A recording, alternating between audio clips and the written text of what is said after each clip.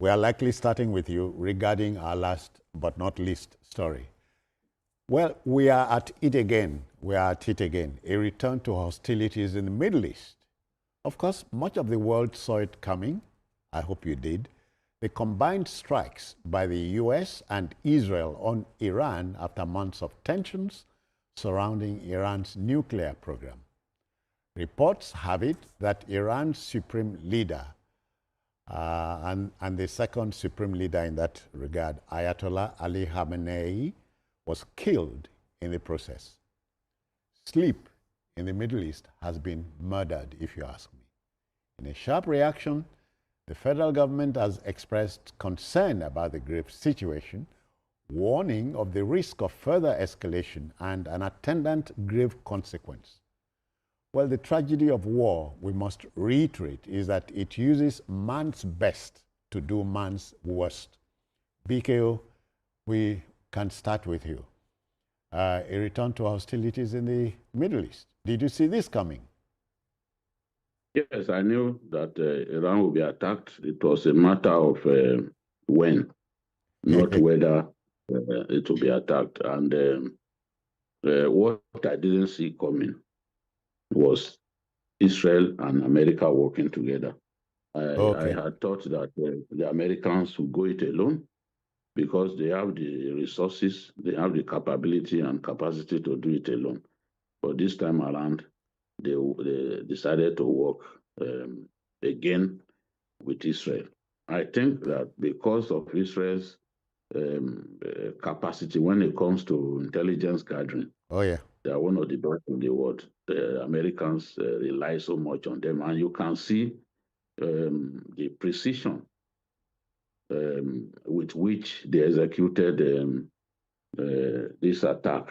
Their goal has always been regime change. They desperately want regime change, and they've taken out the supreme leader, Ayatollah Khamenei, who has been on the saddle since 1989 as the second supreme leader of the Islamic Republic. They killed him, and more than 200 people also died in Iran. Iran has also launched some retaliatory attacks, and those retaliatory attacks led to 2 deaths, one in Israel and the other in Abu Dhabi. So Putin has already called this attack a cynical violation of morality and international law. But there is a desperation on the part of Israel and America to take out Iran's fighting capability so that they won't be able to constitute a threat to Israel and even to American allies in the area. So their goal is to destroy their missiles, because those missiles constitute a big threat to Israel. Already the Israelis have claimed that they've destroyed half of those missiles. The goal is also to stop the nuclear program of Iran. And the first attack carried out some months ago actually destroyed some of the nuclear sites. Yes, so we set them back. But we are now, they've carried out fresh attacks now, using some of their best weapons, the Tomahawk cruise missiles, the ground-based high-mobility artillery rocket system, the armed drones, the long-range standoff weapons, bunker busters, stealth aircraft, precision guided munitions. So they call this Operation Epic Fury, targeting locations in Tehran, in Shiraz, and Isfahan. So this is a major escalation in the U.S. involvement in the Iran nuclear program. Trump is desperate to stop Iran from continuing to build nuclear capability. And they used, the Israelis used F-35A Lightning II as well as F-15 Eagle, Eagle, which is a fighter jet ideal for attacking fortified targets. They also used precision-guided bombs. There is the Lila searches for and confirms targets before striking. So they use that as well. Is it Delilah or Delilah? Delilah and Rampage. These are two missiles that were used in this operation. And the world is outraged that the sovereign nation can be attacked in the way the Americans have done. But we have two heavy-handed individuals in charge of both nations. People that you can describe as extremists and hardliners. I don't think the US has ever had a hardliner in charge like Trump. And I don't think the Israelis have ever had a leader with the hardline disposition of Netanyahu. So this kind of attacks, I'm not surprised. When these two come together, they don't listen to anyone. All right. The UN has to find a way to stop this kind of attacks because it's just not a sensible thing to do. They have to find a way to resolve these issues amicably instead of killing innocent people in the way that we have seen. More than 200 people dead. Thank you. Some of them. Thank you, BK. Some of them are students. Yeah, the situation is subduing. Thank you.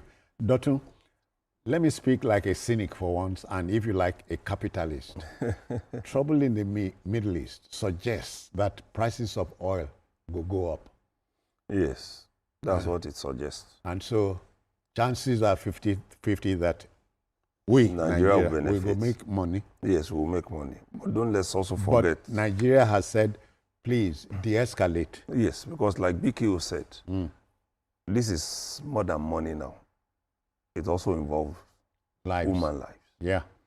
Now, on Saturday alone, they said over 200 people taken out. Yeah. Khamenei and many of his relatives were taken out. Including the chief of defense staff in that country, Minister of Defense. And the Minister of Defense. You know what I told my wife? I said, I won't be shocked if a Nigerian is among those killed. Because we're everywhere. So that's the priority of the federal government. Because the first thing that was said was, can our people start coming home and keep safe? Don't forget, in the army of the US, I'm not just talking about the US Army, I'm talking about all the forces. You have a lot of Nigerians who are serving. Yeah. In different capacities. Different capacities. And some of them are involved in all of this. Oh, yeah. They are somewhere in some bases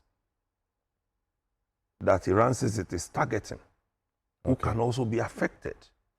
So it's crucial that, like the UN said yesterday, we shouldn't have this war. What we should have... Doctor, sorry for interjecting. If Ghana can go to Russia and Ukraine and beg for their citizens who are fighting on... To return home. To return home. They said not fewer than 5 of them have been killed. That's it, yeah. And some of our guys too are there. Oh, yeah, yeah. So that's, for me, human life is far more important than any other thing. The safety of the world itself is very, very important. You recollect that in the past, so that the economy is almost shutting down in the Middle East now. Oh, yeah. Oh, yeah. Almost shutting down. And you recollect that in the past, some commercial airliners have been brought down during such wars. You know, the first time Trump hit Iran, when Israel got there first, a lot of damage was done to the nuclear capabilities of Iran. Of Iran, yes. Now, Iran has promised the most most heavy retaliation. Trump has told them not to try that. Because what it means is this is going to become a full-blown war. Some clips that we have seen, some of those missiles launched from Iran that landed in Israel. Just like what we see in films. Yes. You needed to see how people were scampering. Even Benjamin Netanyahu has told his people that they should please bear with them, but try to keep safe. But they should be prepared to pay some of the price. Yeah. So meaning that for the worst. You should expect the worst. You should also be ready to die. We don't need this needless waste of lives. And I think that should be uppermost on the minds of all of these people. Trump's hope is that some other people who are not hardliners, like the supreme leader, the late one, will come into power. And I think he has Raji Pahlavi with him in the U.S. Maybe that's what he's hoping. The son of the last Shah. Maybe he's hoping that he's going to go there and take. But already, the council has set up a 3-member. Trump is telling Iranians, allow your leader, take over your country. Yes, that's what he's saying. What does it mean? We shouldn't forget that they have their own Supreme Council that decides. That's why it's their own democracy. Do you see Iran sobering down? For now, from what we are hearing from that country, it's a no. And that is why Trump is preparing, and Netanyahu too, preparing for more attacks. Yeah. Hopefully, everybody can sit down. Maybe United Nations can intervene at this level, because President Emmanuel Macron has already called for a meeting. That meeting has only spoken. The parties are not ready on ground. So they should be, so that this can be resolved. For Nigeria, we'll win when it comes to making money from oil. But at the end of the day, we're all going to be losers, because lives will have been lost. And the world will need to be rebuilt. All right, folks, I think the picture is very, very clear. And I must go back to the quote I gave the last time, on the last leg of the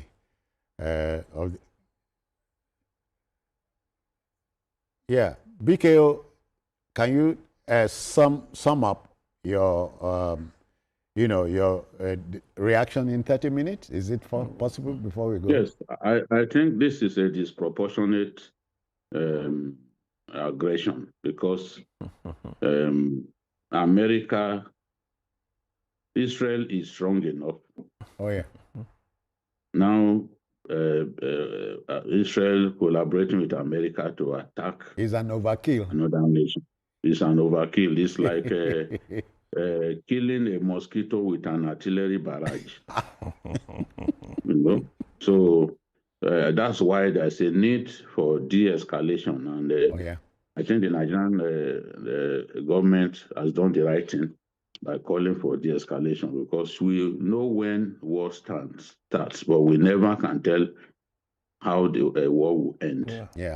Russia has been fighting Ukraine now for 4 years. But I'm sure they thought will end in a few days. They must have failed to end in maybe one week. But now they are on it for 4 years. Both nations battered and war weary. So there's a need for de-escalation, and I hope that comes quickly. Thank you very kindly. And let me add this. The tragedy of war is that it uses man's best to do man's worst. We are seeing it. The world had been expecting a third Antichrist. Makes you wonder, are we almost there?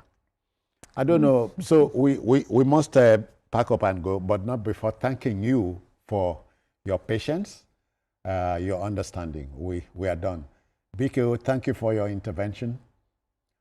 Dr. Thank you. Yeah, Dr. Many thanks for your mediation. Thank you for having me, sir. Many thanks to the backroom boys who made it possible for you to watch us. So we are done.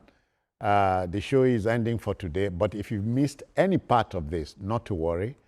repeat broadcast for 11:30 is on the cards. We are going to see it. But then we'll return to our normal time of 5 p.m. from tomorrow, Monday. We are also on YouTube at youtube.com/TVC News Nigeria. I am Citizen Jones Hussein. Bye-bye now. Take care.